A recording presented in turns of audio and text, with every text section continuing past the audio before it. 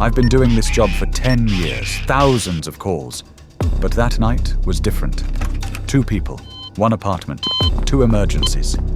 The girl was dying from an overdose. Her boyfriend hit his head trying to save her. Risk of brain bleed. We could have lost them both. And I had only 8 minutes.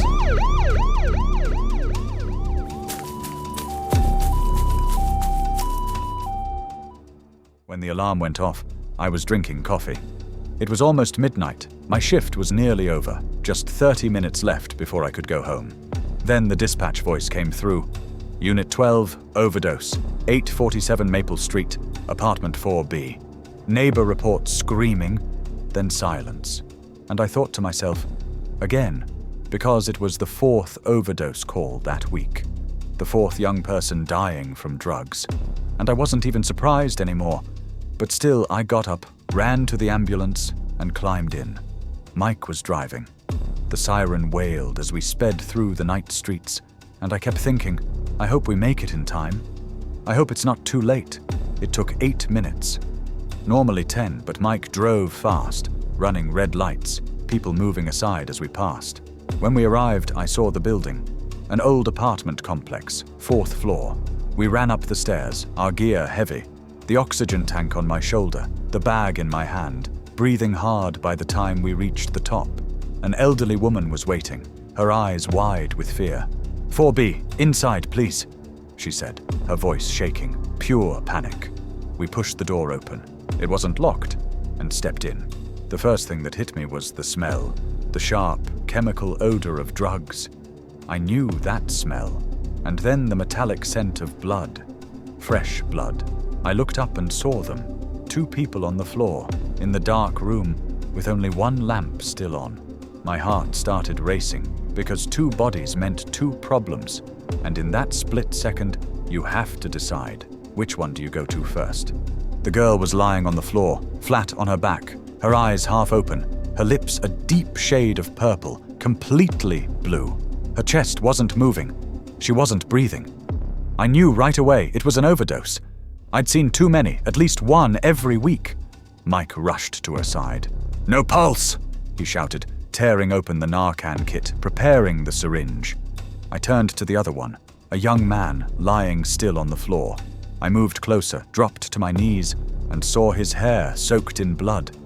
There was a pool of it under his head, fresh, bright red, still spreading. "Oh God," I said out loud, because it was bad. Really bad. I placed my hand on his shoulder. "Hey, can you hear me?" I asked, shaking him gently. No response. His eyes were closed, his face pale, too pale. I looked at his head. Right side, toward the back. A deep gash, wide open. I could almost see the bone, and my gloves were already slick with blood. I pulled on a fresh pair quickly, but it didn't help. The warmth and stickiness still came through. I thought, is his skull fractured? Is there brain trauma? How bad is it? I looked at his neck. His position wasn't good, twisted, bent, and I knew if the neck was broken, moving him could sever the spinal cord. He could die or be paralyzed. "Mike, I need a collar now!" I yelled. Mike jumped up from the girl's side, grabbed a cervical collar from the kit, and brought it over. Together we slipped it on carefully, holding his head still the entire time. We secured it. His neck was safe for now, but his head was still in danger. I checked for a pulse at his carotid artery. Took a few seconds to find it. My hands were shaking. Adrenaline always hits hard in those first moments. Finally, I found it. There. Weak, but present. Fast, maybe 110, 120 beats a minute. Higher than normal. I checked his breathing. His chest rose slightly. Uneven, slow. But he was still breathing. That meant he wasn't gone yet. We had a chance. I grabbed my pen light, lifted his eyelids, and checked his pupils. The right one was huge, unnaturally wide, black like a void. I shone the light. No reaction, no constriction. I moved to the left eye. Smaller. It reacted, but sluggishly. And right then I knew. He was bleeding inside. His brain was swelling. Pressure was building fast, and our time was running out. Mike gave the girl a second dose of Narcan, spraying it into her nose, then waited. 10 seconds. 20. And suddenly she coughed. She took a breath. Her eyes opened, unfocused, confused. "What's happening?" she croaked, her voice raspy. Mike leaned in and said, "You overdosed. We're paramedics. You're safe. Just breathe." But the girl started crying, panicking, looking around frantically. "Tyler! Where's Tyler?" she screamed. Then she saw him, on the floor, covered in blood, motionless, and she lost it. "Tyler! N.O. What happened to him?" she shouted, trying to get up. But she stumbled. Mike caught her. "Sit down, don't move. We're helping him," he said firmly. I was beside Tyler. I knew his name from his wallet, Tyler Morrison, 24 years old. So young. I placed an oxygen mask over his face, high-flow oxygen, 100% concentration. Maybe it would buy his brain a few more minutes. "Call dispatch," I yelled to Mike. "Head trauma, critical. Tell them to prep the OR." Mike grabbed the radio and called it in. "Severe head injury, possible intracranial bleed, ETA 6 minutes. The girl was still coughing, still crying, and then she looked at Tyler and whispered, "What did I do? What did I do to him?" And it hit me. She must have been using. She overdosed. Tyler found her, tried to help, but during her overdose spasms, she probably thrashed, hit him, pushed him. He fell, maybe against a table, a corner, something hard, and went down, hit his head, and never got back up. "Get the stretcher," I shouted to Mike. He ran out, grabbed it, rolled it in. We were going to move Tyler, but we had to be careful. His cervical spine was at risk. "We need a backboard, full spinal," I said. Mike pulled out the rigid spinal board and laid it next to him. Together, we worked in sync. I stabilized Tyler's head while Mike rolled his body. We did a log roll, perfectly coordinated, slid the board beneath him, then rolled him back down. Tyler was now on the board, head and neck secure. We strapped him down, forehead strap, chest strap, leg straps, and lifted him carefully onto the stretcher. Then we rolled him out of the apartment, fast but steady, heading for the ambulance. We loaded him into the ambulance, pushed the stretcher in, locked it into place, and I sat beside Tyler. Mike helped the girl into the front passenger seat. The doors shut. The siren started wailing, and the ambulance lurched forward. It was just me and Tyler now, alone in that narrow space surrounded by equipment, monitors, oxygen tanks, drug kits, and the ticking clock. 6 minutes to the hospital. 6 long minutes. I moved fast.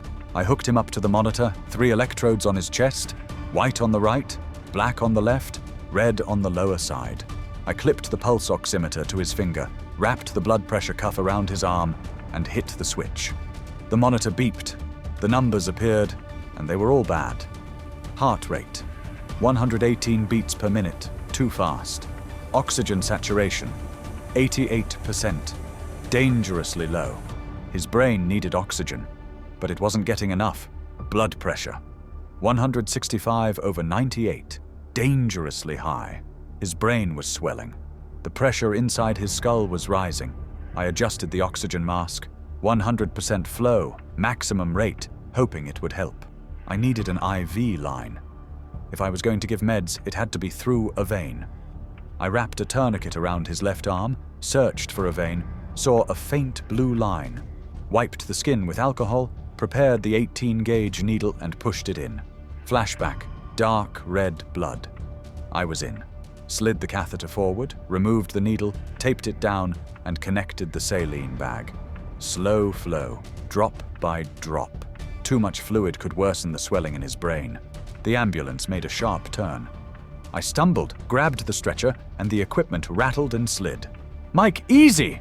I shouted. He yelled back, "Traffic's jammed, I have to cut through!" I couldn't control that. All I could control was Tyler. I focused on the monitor. Heart rate 122, climbing. Oxygen 89, a small rise. Blood pressure 170/100.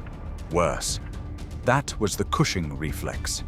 The brain was under pressure. The body was fighting back. Then Tyler's right arm twitched, once, hard. Then again. No, I muttered, because I knew what was coming. A seizure. His arm locked up, his elbow bent, his fist clenched tight. His right leg jerked, the straps strained, his whole body tensed. His eyes opened halfway, rolled upward until only the whites showed.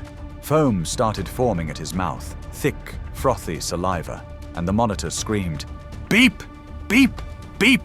Oxygen dropping, 82, 78, 75. "Shit! Seizure!" I yelled to Mike, panic hitting my chest. Every second of that seizure was killing brain cells. "Ativan!"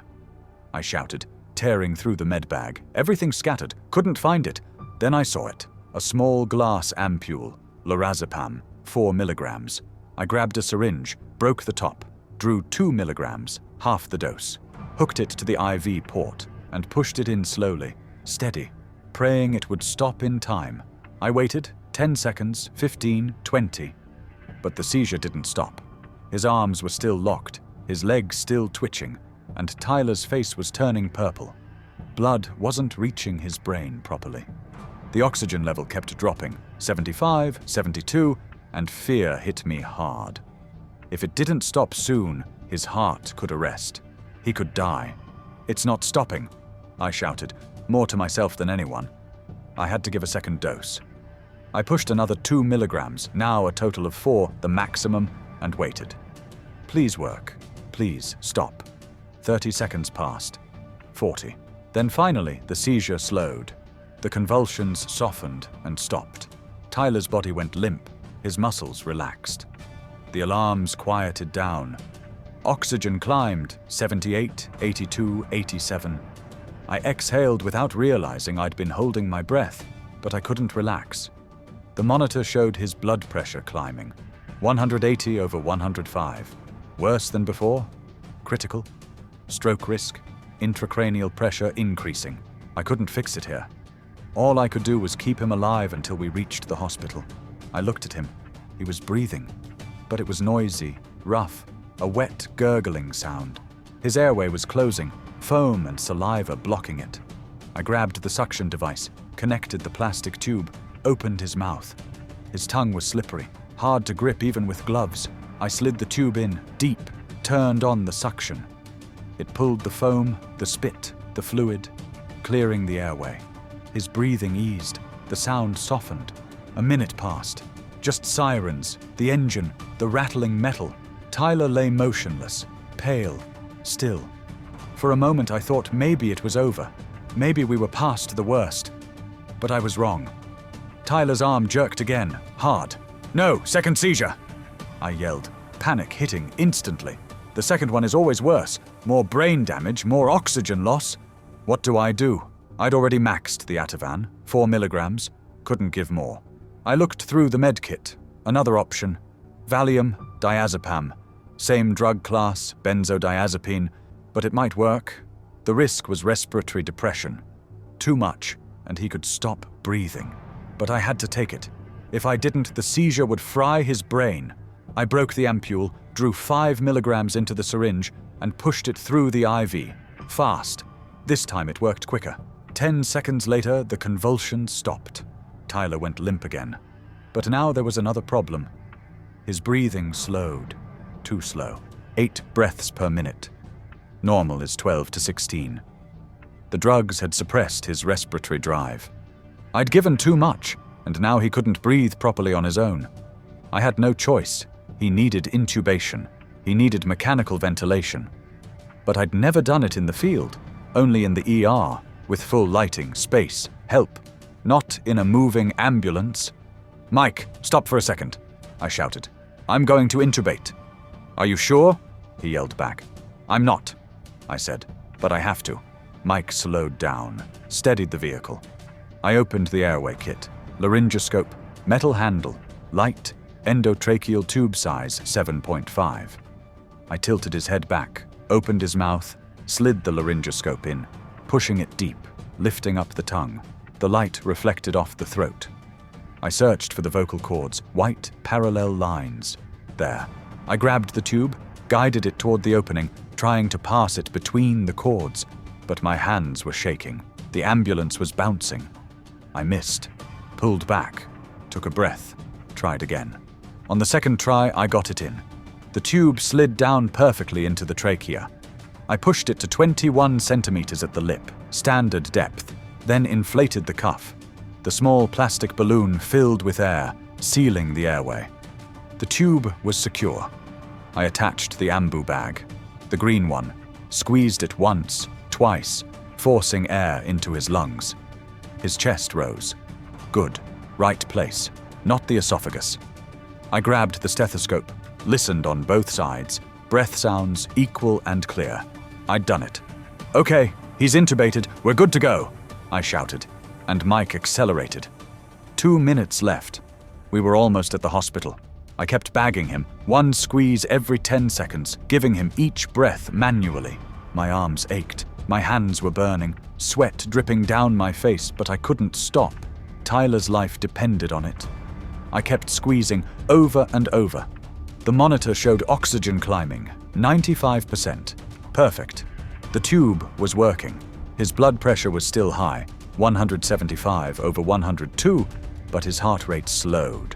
108, a little better. A minute later, Mike yelled, "We're here!" The hospital. Finally. The back doors swung open. There were people waiting, a whole team of them. Doctors, nurses, all ready. I'd called it in ahead. They knew what was coming.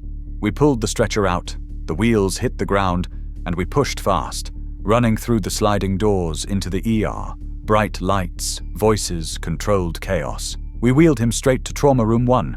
The most serious cases went there. Dr. Chen came in, a trauma surgeon, maybe mid-40s, calm but fast. "What do we have?" he asked, and I rattled it off, barely breathing. 24-year-old male, found at home with head trauma, girlfriend overdosed, probable fall during an altercation. Deep laceration to the right parietal area, possible skull fracture. Unequal pupils, right dilated, non-reactive. 2 seizures in the ambulance. Gave Ativan 4 milligrams, diazepam 5. Respiratory depression followed, intubated on scene. O2 at 95%, BP 175/102, heart rate 108. Dr. Chen nodded, examined Tyler's eyes with a penlight. "Damn," he muttered. "Severe. We need a CT right now. He's probably going to the OR. Call neurosurgery. Possible epidural or subdural hematoma," he ordered, and the nurses scattered into motion. Then he turned to me. "Good work, Jake. The intubation was the right call. You stopped the seizures, got him here in time, you gave him a chance." Those words hit hard. I'd been second-guessing everything. Did I do enough? Did I do it right? Hearing that helped. The nurses took over, rolling Tyler out toward the CT hall. I stayed behind in the trauma bay, my gloves still smeared with blood, my uniform stained, my face slick with sweat. The adrenaline was wearing off now, and exhaustion was setting in. Mike came in a minute later. "The girl?" I asked. "She's stable," he said. "They're sending her to detox. Rehab intake's waiting." Then she appeared. Maya, running down the corridor, a nurse chasing after her. "You can't go in there," the nurse shouted, but Maya ignored her. She saw me. "You were the paramedic. Where's Tyler? Is he okay? Please tell me he's okay." Her face was streaked with tears, mascara smeared. I told her, "They took him for a CT. The doctors are with him. He's probably going into surgery." She started crying harder. "It's my fault," she said. "It's all my fault." I was high. I don't remember what happened. I think I pushed him. I hurt him. Oh God, I hurt him. Then she collapsed, knees hitting the floor, sobbing uncontrollably. A nurse knelt beside her. "Come on, honey, let's sit down. Let's get you some water," and led her away. I walked out. Back to the ambulance. It needed cleaning. Blood everywhere, supplies scattered, stretcher filthy. I started wiping, organizing, resetting, because the next call would come soon. It always did. People die. People need saving. And I'd done what I could for Tyler. Now it was in the surgeon's hands. The next day I called the hospital to check in. Dr. Chen answered. "We operated on Tyler," he said. "It was a subdural hematoma, a major bleed under the dura. We opened the skull, drained the blood, relieved the pressure. But the temporal lobe is damaged. We don't know how much recovery there'll be. Time will tell. He might wake up, or he might stay in a coma. It's too early to say, but you got him here in time. Stopped the seizures, gave oxygen, intubated him. You increased his chances. You did good work. What are his odds? I asked. Dr. Chen sighed. Slim, but not zero. He's young and otherwise healthy. That helps. 2 weeks later, I called again. I couldn't stop thinking about him. Every night before sleep, I kept replaying it, wondering if I'd done everything right, if I could have done more. A nurse answered. Tyler woke up, she said. My heart jumped. Really? I asked. Yes, 3 days ago. He came out of the coma. He can talk, though he's got some memory loss. Doesn't remember that night. Motor function's mostly good. Slight weakness on the left side. But physical therapy's started. He's recovering slowly. Lucky kid, I smiled. Alone in the office. But smiling, because Tyler was alive, coming back. I saw Maya, too, on the local news. Headline read, Young woman enters rehab after boyfriend's near-fatal injury. She'd checked into a rehab center trying to stay clean. She wasn't allowed to see Tyler. A court order barred contact for a year. That night had nearly killed him, even if it was an accident, even if she hadn't meant it. She'd been too high, out of control, and Tyler didn't want to see her anyway. He told reporters, I don't want to forgive her. Not yet, I'm not ready. Since that night, I've thought about it a lot. Drugs don't just kill the people who use them. They destroy everyone around them. Tyler never used, but he almost died because the girl he loved did, and he tried to save her. And the price was heavy. Brain damage, surgery, weeks in the hospital, physical therapy, memory loss. I see it every day. Young people in their 20s with their whole lives ahead of them. And drugs take it all. Overdoses, fights, crashes, deaths. And I keep trying to save them, doing everything I can. But sometimes it's not enough. Sometimes we get there too late. Tyler lived. He was lucky because I got there in time, because the decisions were right, because the intubation worked. But not everyone's that lucky. Others die. Their families cry. And I go home, uniform stained with blood, hands shaking with exhaustion, thinking that tomorrow there'll be another call, another Tyler, and I'll run again, do everything I can again, and hope it's enough. Because this job, being a paramedic, means dancing with death every day. Sometimes you win, sometimes you lose. You just hope the wins outnumber the losses.